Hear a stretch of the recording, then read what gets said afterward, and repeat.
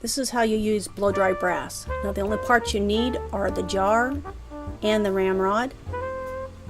Now the spare parts to the kit are underneath the jar, underneath this red plunger, which keeps the spare parts from flying out when you're getting to the jar.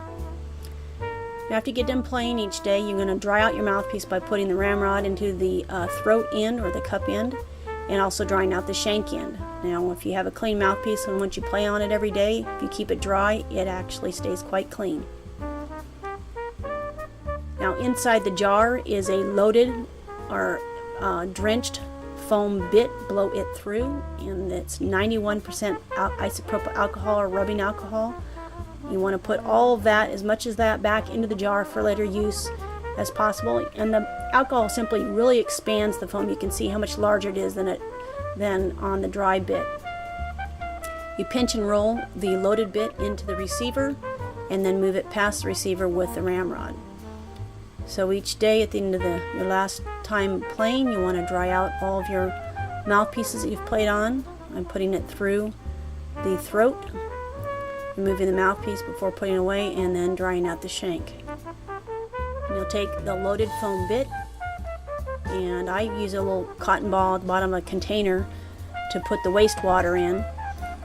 And I only have enough rubbing alcohol in the jar so it doesn't spill too much, so I can pull the bit out and put all the alcohol back into the jar for later use.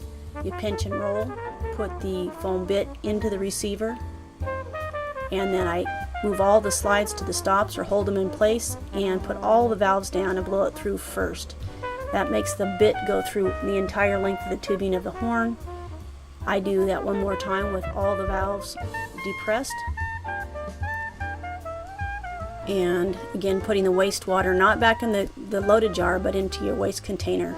Now after 2 times through, the rubbing alcohol is already evaporating off and the bit is shrinking. So to re-swell this bit so it really absorbs for the last time through, I re-swell it in the alcohol. For the last time through, I leave the valves all open, which hits a couple of areas in piston ports to finish the drying process.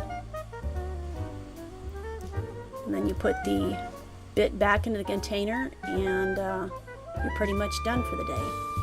And that keeps it clean so you don't have to take it apart and wash it.